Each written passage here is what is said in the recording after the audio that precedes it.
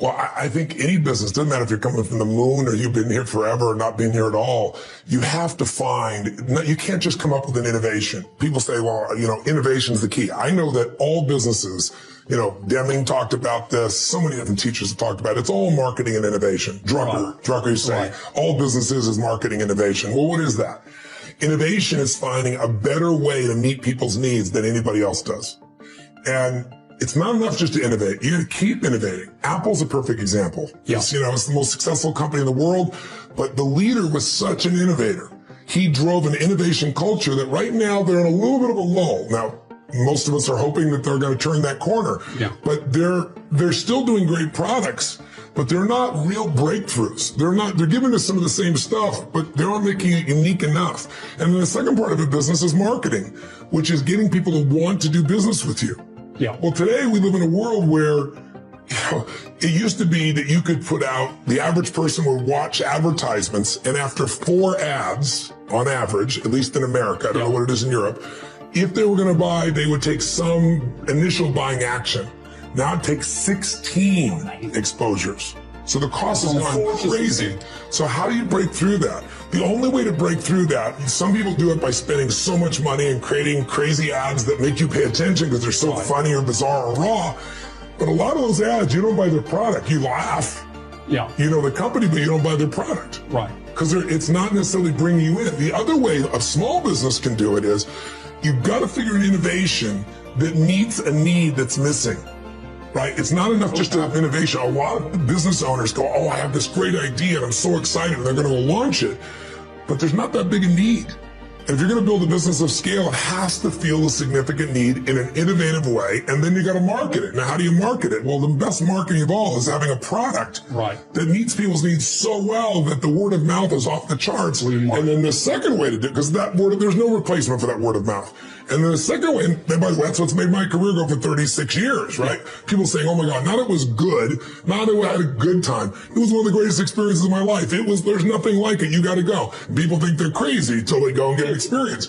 But then on the other side of it, you can also market today and have a huge advantage if you make your mentality of marketing what I call VAM, V-A-M, value-added marketing, where instead of trying to compete for eyeballs, you go find out who that client is and you find a way to meet their needs and you do things for them that really meet their needs. I don't care if it's educate them, provide them an insight, something that gives them more convenience. The actual marketing itself does that for people. And then they begin to understand you, recognize you, like you, trust you, and want to do business with you. And that's the way to do it today because for example, I was at Nike and they called me up and they said, we want you to do a TV ad for us. And I said, look. I saw it. Oh, did you? Yeah. Amazing. So my first response was, I don't do commercials because I did silly infomercials for years because it was the only way to reach people, but I don't do commercials. And they came back and they said, but a bunch of your friends are going to do it. And I said, really? They go, yeah, we're going to have Richard Branson and Serena Williams and Kanye West. Kobe Bryant. Yeah, Kobe Bryant. And I'm like, and he said, it's going to be you and they're going to be the center of it. We're going to pretend Kobe is you. And they give me this whole thing. And so I called Richard and I said, are you really going? He goes, yeah, I'm going. And Serena, I'm really going. So we go to do this piece. You imagine how much money they spent to get all those people in one room to do this tongue-in-cheek ad that really doesn't change. It's nothing about the product whatsoever. It's just to try to get your eyeballs and attention. So most small businesses don't have those resources.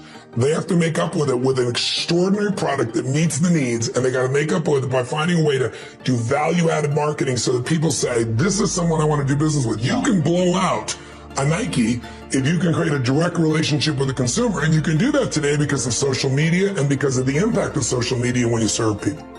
At the end of the day, a lot of times people think inwardly about their company or their product.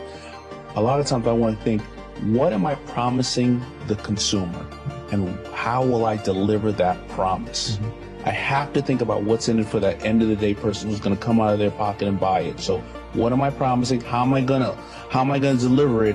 And now do I have the assets to deliver it accurately? What changed my life wasn't the fact that I wanted to become a millionaire. What changed my life was the fact that I wanted to make these clothes for myself, for other people, because nobody respected this market. I was doing something I loved, and then all of a sudden it started to take off. Can you tell me a little bit about that, once that passion finally, caught on, and you finally decided, this is something that I want to move forward with, and a little bit about that first product and how it kind of all took off from there. And then did you ever decide, at that point it was like no slowing you down, right? Yeah, well, when that passion, when that thing grabs a hold of you, and as they say, when the needle is finally in the vein and you're really hooked, it's like being in love. It's like, you thought you liked somebody when you were 13, 14 years old, and, that was just something new and it was puppy love.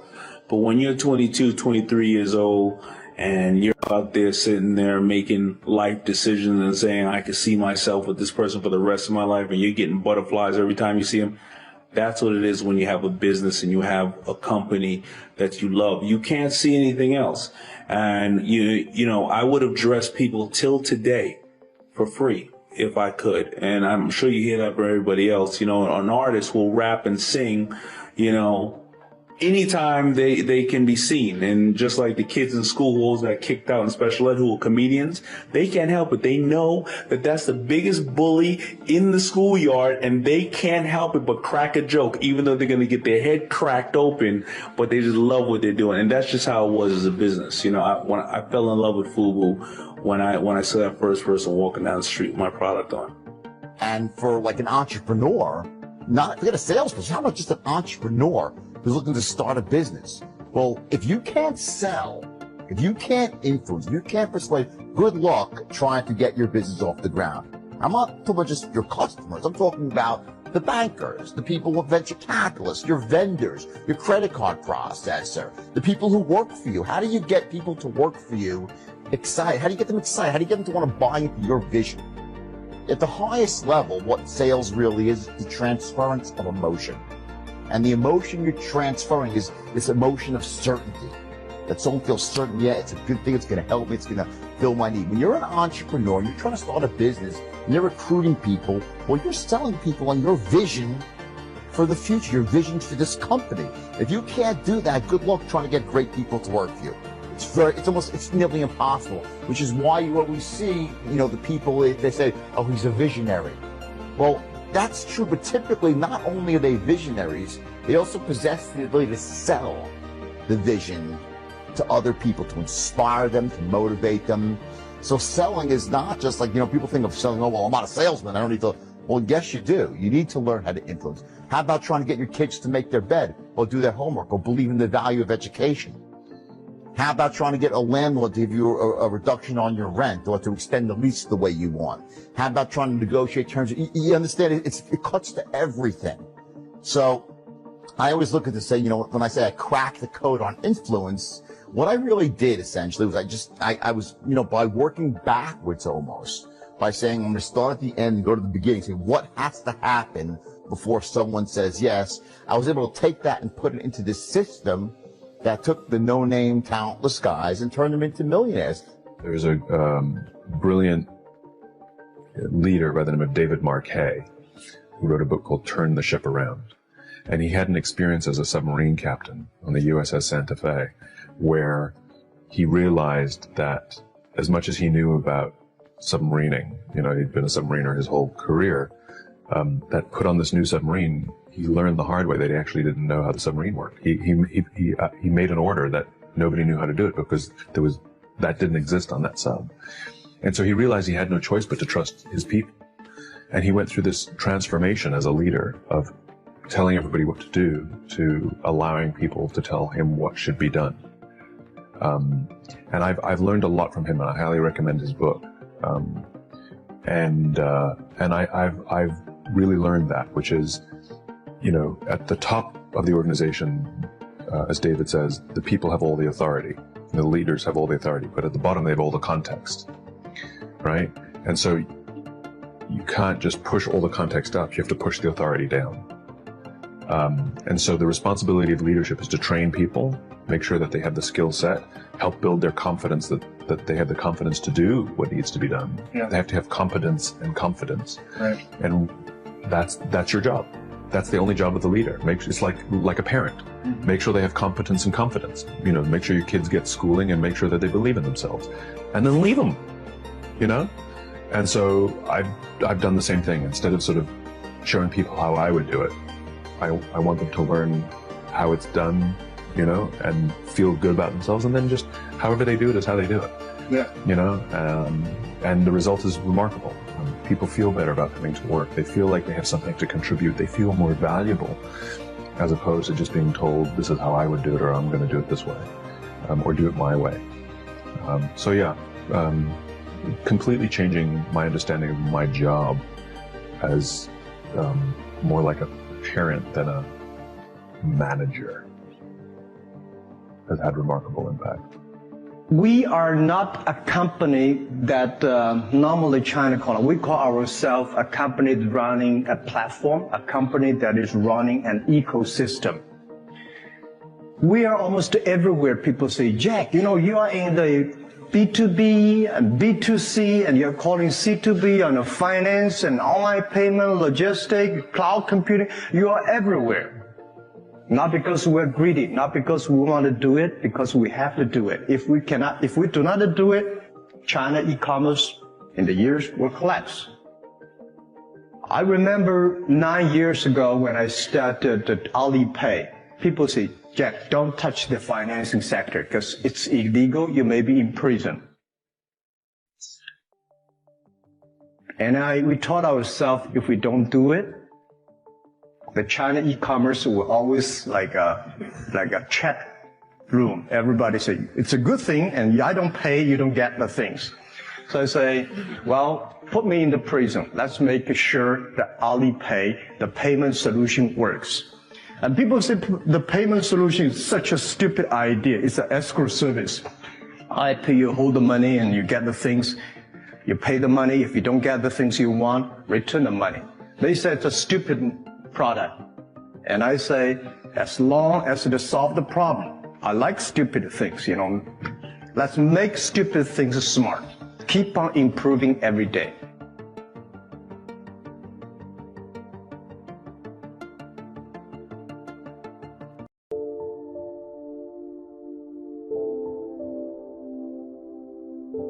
If John isn't making sales, we say, okay, let's get on him about making sales. But perhaps we should ask, why isn't he making sales? Someone says, he isn't making enough calls. We say, okay, let's get on him about making calls. Well, maybe we should ask another question first. Why isn't he making calls? Well, it's because he isn't getting up early and getting out into the marketplace. We say, okay, let's get on him about getting up early and getting out into the marketplace. Well, perhaps we should ask just one more question. Why isn't he getting up early and getting out into the marketplace? Now we have probably gotten to the heart of the problem. Perhaps it's something personal, problems at home, not his sales skills. The real problems are usually about 3 or 4 questions deep. So if you get good at asking questions, you can save yourself a lot of time by getting right at the heart of the matter when dealing with other people. Otherwise, you tend to waste valuable time just finding out what the problem really is. Now here's the last part of time management. Learn to think on paper. From all of my experience working on many projects and in many countries, one of the major time savers is thinking on paper. It is so important to take things out of your head and put them on paper, then work from the paper. Building your business is a lot like building a house. You take the ideas out of your head, put them on paper, and then build from the plan. We have a saying on this idea: operate from document, not from thought. It's just about over when a person wakes up in the morning and says, let's see, what shall I do today? Too late, right? The best thing you can do now is to take today off and at least plan tomorrow. Let me give you 4 major ways to think on paper. The first is a journal. I spend a lot of time talking about journals in my lectures and programs, primarily because it is such an invaluable tool for the serious student of the better life. A journal is merely a gathering place for all the good information that comes your way, from sermons, from books, from lectures, from business conferences, magazines, thinking time, research, any source of information that you feel is worth keeping. Don't let the good ideas of life escape you. Remember, most good ideas usually only come by once. Get into the habit of capturing them with pen and paper by making daily use of your journal. Now maybe you won't write in it every day, but at least make sure it's with you every day. Here's the second way to think on paper, a projects book. This is simply a ring binder with tabs in it to help you keep track of all the current people and projects you are involved with and need to work on to make all the parts of your life work to the maximum. If you are working with people, give them each a tab in your projects book. Then under this tab, you keep a running account of all the current information you need to know about that person. Performance, family, goals, strengths, needs, perhaps even some graphs showing recent progress or comparisons to past performance. Essentially, you make a note of all the information you need to know so that when you sit down to have a meeting with this person, you have all the pertinent facts there before you in order to have a meaningful and productive conversation. Without this habit, it's so easy to take up time talking with someone and get so very little accomplished because most of the meeting ends up by being devoted to bringing you up to date on the facts you could have already had in your projects book. Everybody, let us say together, lead and grow your wings on the way down. See, in order to control your destiny, you've got to be a risk taker. You got to be willing to risk people talking about you. You got to be willing to risk someone saying no. You got to be willing to fail again and again and again. You're different. You're an entrepreneur. You're strange. You're not like everybody else. We live in a world where we're told more about our limitations rather than our potential, and so most people just can't see themselves doing better. But you're different. You see some things they can't see. And I encourage you, every one of you in this room right now, you're here for a reason. How many of you know people who should be here? Raise your hands, please. Yes. But you know what? They're in their rightful place. Their rightful place is where their thoughts have brought them. Their true place is where their thoughts can take. Everybody is in their rightful place. Here's something else. Seek out positive information. I want you to write this down. My Facebook page is brown.less. Every day we post a positive message there. Every day at brown.less. Because you're in this room, I want you to write this down. Because we're going to send you, we're going to do something called presentation power. You're going to get a chance to view some videos that will give you some directions. But more importantly, I'm going to send you 7 power strategies of how to be a powerful storyteller. So email me at yes@lesbrown.com and say, send me the 7 principles. Mention that you were at this convention. We'll send that to you free. It will give you a guideline how to tell your story. When I started off this presentation, I started off telling my story. I was born in the poor section of Miami, Florida, in Liberty City. Born in an abandoned building with a twin brother. You remember I told you that? My mother worked on Miami Beach as a domestic worker, making up beds, cooking for families. Remember I told you that? See, your story is your power. How many of you have gone through some things? Raise your hands, please. How many of you experienced some things in your life? Raise your hands, please. How many of you have periods in your life like me where you're temporarily insane? Raise your hand, please.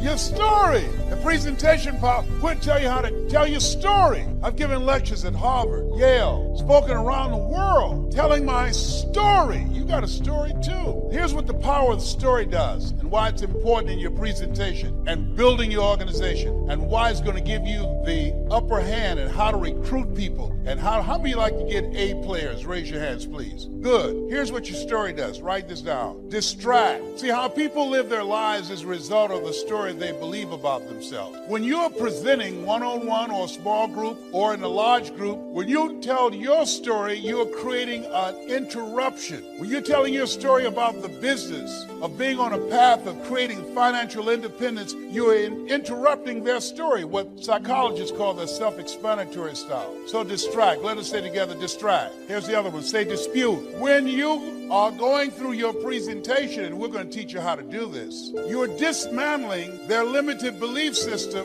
where they've been programmed to believe only in having a job, the journey of the broke, where they're miserable. They go to work, where they pay them just enough to keep them from quitting, and they work just hard enough to keep from getting fired. That's what you call mixed emotions. Seeing somebody you hate drive off a cliff in your car. You're glad they're gone, but not in my car. And it begins when you understand. It begins, Marcus, when you understand. It begins when you understand. He still wants you. He still wants you. Your voice in the choir, your message, your service. He still wants you. He still wants you.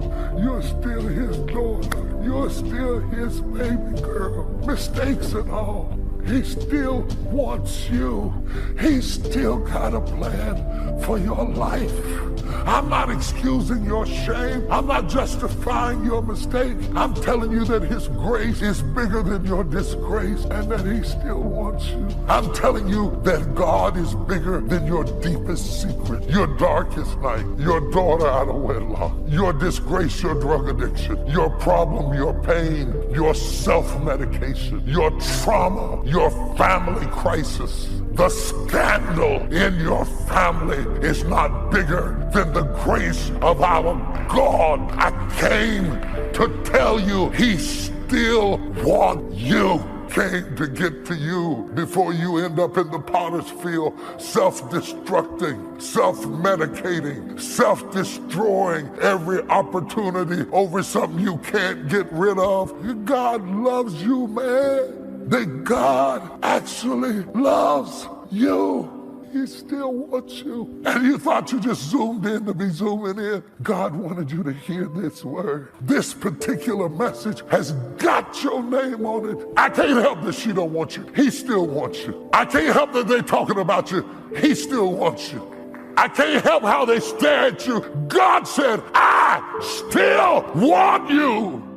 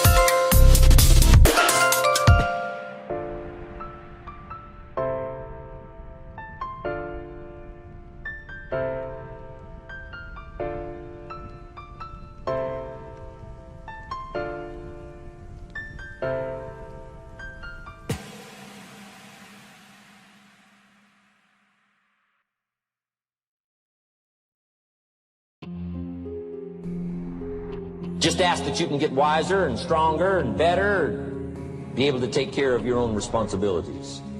Get better. Learn how to handle the seasons better. Let's go through them. Some stuff I did on satellite many, many years ago. Let me just review those notes for you on this getting better part. Learn how to handle the seasons of life. Number one, learn how to handle the winters. We're all going to go through some winters. Herbalife's been through a few. Just the winters of the calendar in the last 12 years, how many winters? About 12. But it's not just the winters of the calendar. It's not just the winters of the seasons. There's all kinds of winters. The winter when you can't figure it out. The winter when it all goes wrong. The winter when you have all kinds of hecklers on a telephone call. Right? The winter when you get that first half dozen refunds. The winters of your life. Social winters. Political winters that we're going through around the world. Okay. Economic winters that a lot of people are experiencing these days. Personal winters when your heart is smashed in 1,000 pieces and the nights are unusually long. It is simply called winter time. But here's what you've got to do in your own personal development, your own personal growth, and that is just get better at handling the winters. You can't change the winter. You can't change the seasons, but you can change yourself. You say, well, what can I do about the upcoming winters of my life? The challenges that I know I'm going to face. Here's what you can do. You can get wiser and stronger and better. Just make a list of that trio of words. Wiser, stronger, better. Go home smarter than you came. Go home with more ideas than you came with. Next, get stronger. You can develop the muscle. You can develop the courage muscle. You can develop the inspiration muscle. You can develop the dedication muscle. You can get stronger. There isn't anybody here that can't get stronger. Next time we see you, may not even recognize you. How strong you're going to be able to become in language, in style, in personality, the ability to cope, the ability to handle with anything that happens, no matter what happens. And the third one is get better. We can all get better. I've gotten better. First talk I gave, I stood up, my mind sat back down.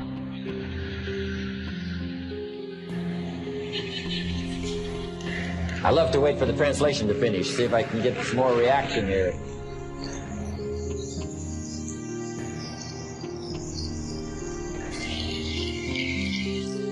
But here's the secret to my success. I stood up and did it again. I stood up and I did it again. And I did it again, and I did it again all those many years ago. I did it when I was scared, and I did it when I didn't want to, and I did it when I was ill.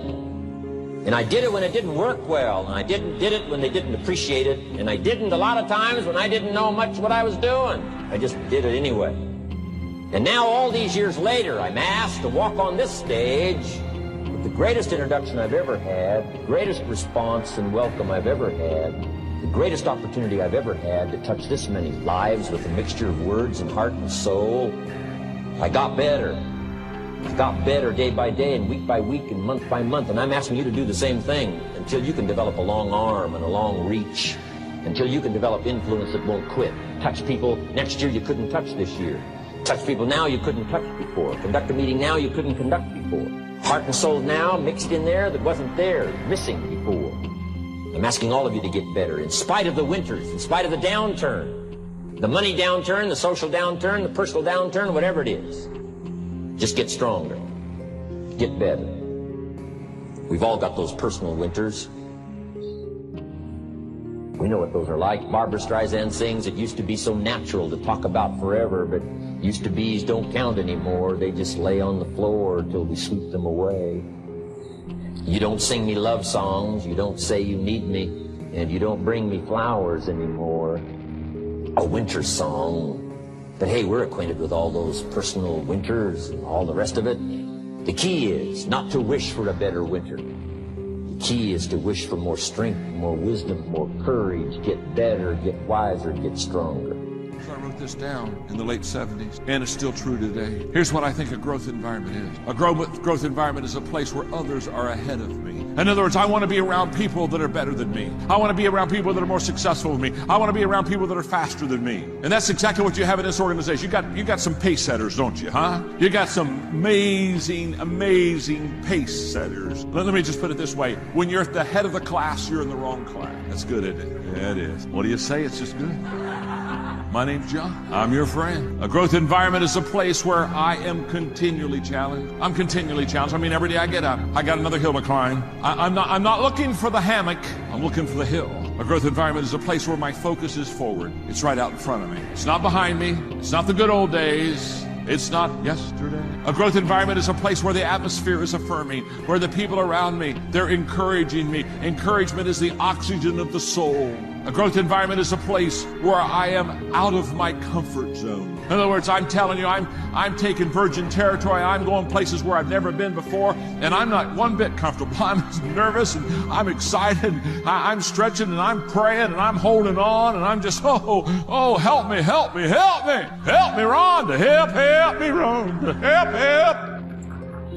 I'm over my head. Are you with me? And can I tell you something? You want to be over your head. You want to be over your head. You don't want to be in the wading pool of life with ankle-deep water. Get over your head. And by the way, when you're over your head, it doesn't matter how deep the water is. You're over your head.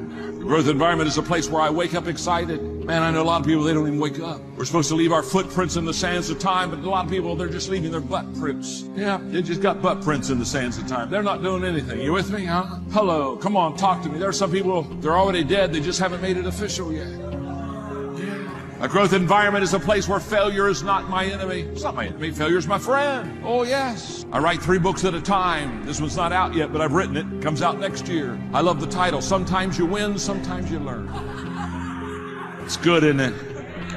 That's good. It really is. A growth environment is a place where others are growing. Some of you, I've seen some people, they win the race, but it was because no one else was running. I won. Oh, where's everybody? Oh, I won. Steve Harvey's coming to the front. I got a belt that's too big, it's tied around me twice. I'm skinny, and I'm heading to the front. I walk like, they used to call me Tater Chip in school, because I was shaped like a potato chip. And I walked up there, and I'm standing in front of class. Now, I told you a minute ago I had a severe stuttering problem in school. I could not talk outside of my house. I stuttered severely. I thought this woman was going to give me a gold star because I figured nobody else in the class had wrote, I want to be on TV but me. So mine must be the best answer of all of them. So I'm standing up there, and that lady started in on me. She didn't call me up there to give me no gold star. She called me to the front to humiliate, and that lady did. She said, why did you put something like this on your paper? Now, you've called me to the front. You know I have a stuttering problem. You know I can't talk. So she started, why did you write this on your paper? Who in your family ever been on TV? Who in this school ever been on TV? Who in this neighborhood has ever been on television? She said, why would you write something like that on your paper? And look at you standing there, you can't even talk. I was crushed. Why would you write that on your paper? You can't even talk. This is a teacher. You're supposed to be shaping and molding my mind. We pay you to educate. Why would you write something like that on your paper? You'll never be on TV. Every Christmas, I send her a flat screen TV because I don't want her to miss me. I wanted her to see what God had done for me. The fact that they don't see the dream, the fact that they don't see what you can be has nothing to do with what God can do. Nothing at all. I don't care who you are, go cut your TV on. You cut your TV on 7 days a week. That little black boy with the stuttering problem, he all over that TV. That little black boy messed around and became a TV star. She didn't see. How many times have you shared a dream with somebody and they didn't see it? See, that's why the Bible says a man without a dream or vision shall perish. Because you can't make it without dreams and vision. If you in this room and you on a team, you know why Wayne is so successful? You know why? Because he set goals. I bet you, he got a target for what he's shooting at. He got a vision of where he's shooting at.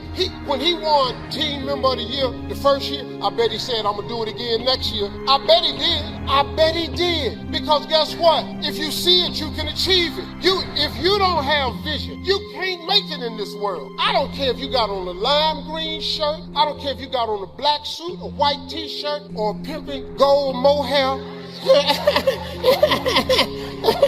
Without dreams and visions, you can't make it. I'm gonna give you 2 scriptures that changed my life. Now, I told you, I'm gonna motivate you, but I can't without faith.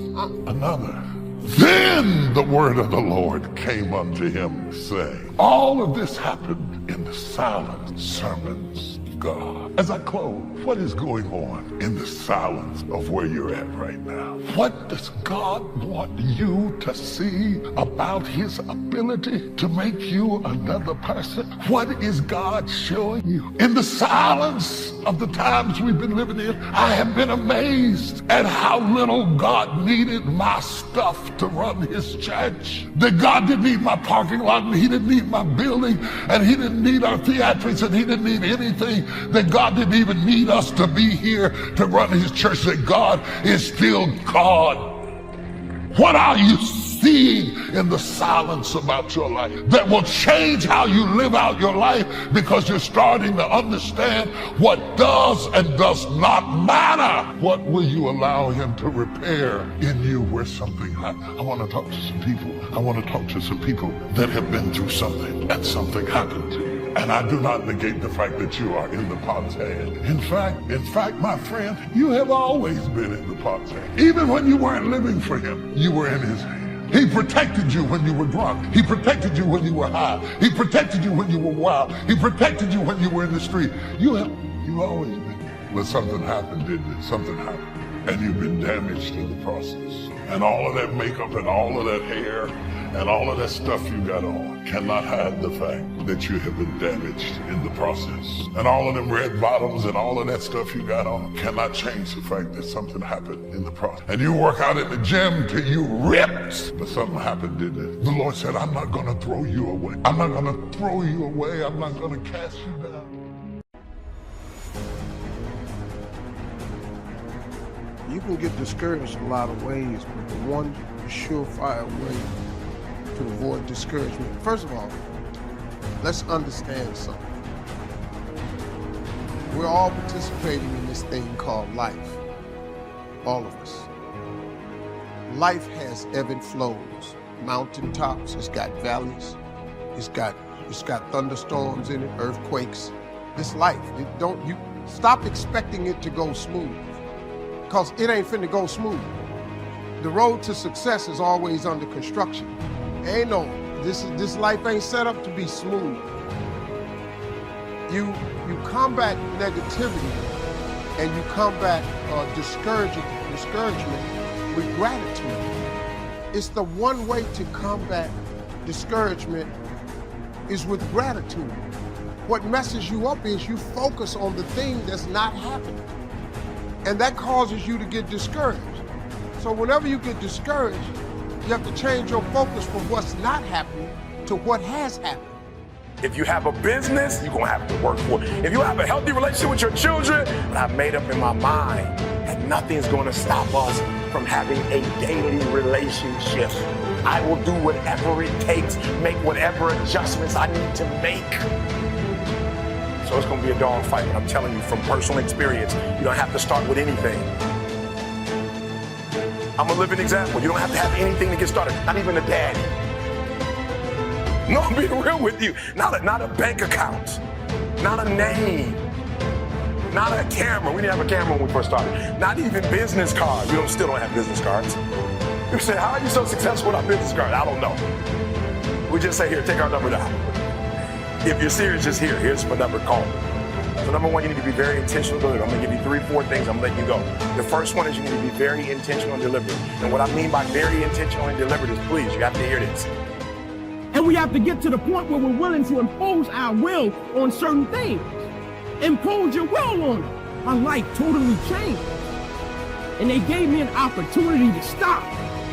And most people, when you give them an opportunity to stop while they're chasing something, they take advantage of it because they feel as if, man, why did this have to happen to me? I felt as if, why not me? This is the perfect opportunity to use this to be a blessing to somebody else. And you know what? It's not even about me to be truthful. It's not even about me now. It's about repaying the people that invested in me and saw something in me when I couldn't see it in myself. At a certain point in life, it can't just be about you. And the moment that we understand that, and every day we wake up, we understand that life is a blessing and life is a gift. And if you were to check out today, how would you want to be remembered? It's bigger than you. I believe in rugby that both teams are professionals, correct?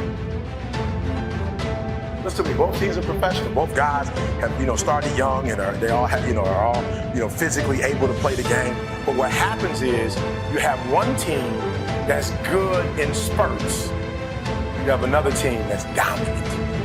Come on, hear what I'm telling you. When I say I need you to be intentional and deliberate, hear me, I want to paint the picture.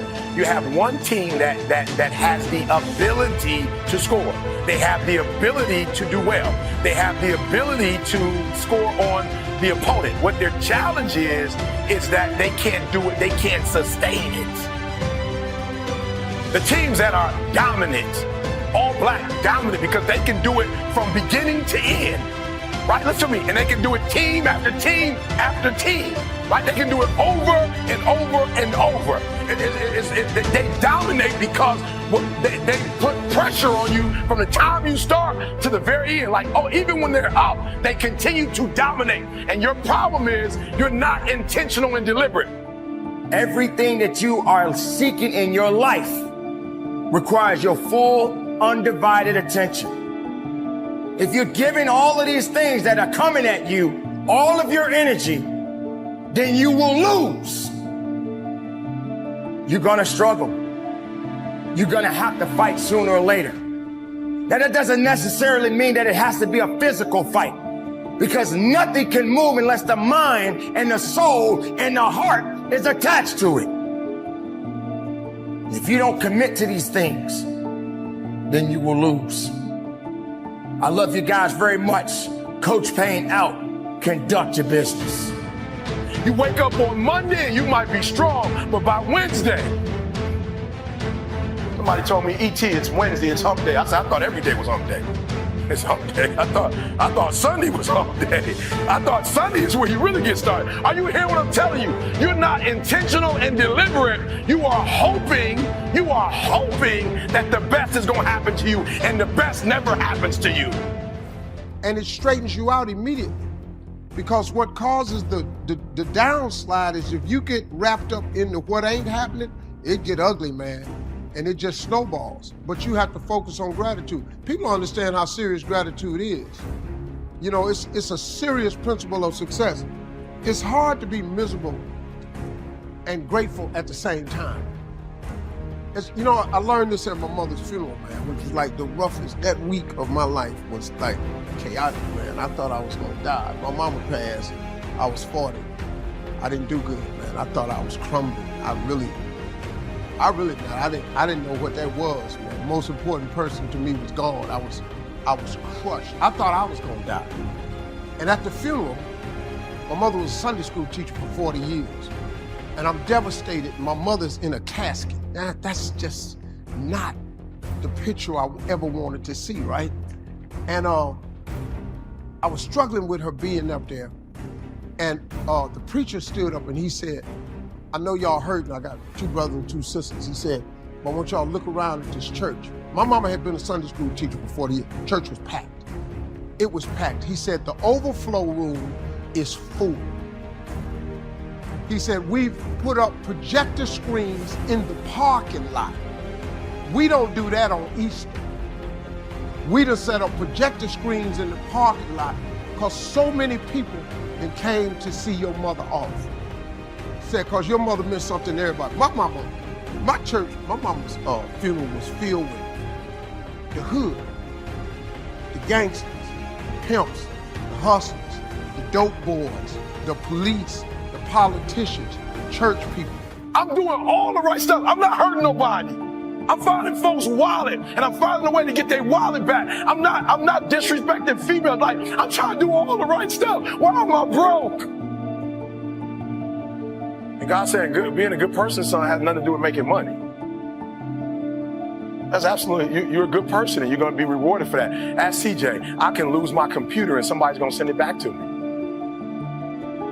I lose stuff all the time. I'm like, all right, I'm not going to lose people, but I'll lose stuff. It's like, it's not that deep. Listen to me. I'll leave money, and I'll leave money, not even in a wallet, just money sitting there. And I'll come back, and somebody say, did you lose some money? I'm like, it didn't even have my name on it. Like, I'm being honest. The Beats by Dre, I left them on the plane the other day, did some work, came back. I just randomly walked up to 48, exit gate 48, randomly just walked up and said, I lost some headphones. And he said, oh, are they black with red? I said, yeah. He said, I think that they're down in the security. I'm like, security? That's 2 miles from here. I got to catch a plane another 15 minutes. He said, oh, I'm sorry. What's your name? I said, Eric Thompson. He said, oh, they're right here. We're talking about in Los Angeles, California. I randomly walk up to a gate, and this guy just happens to have my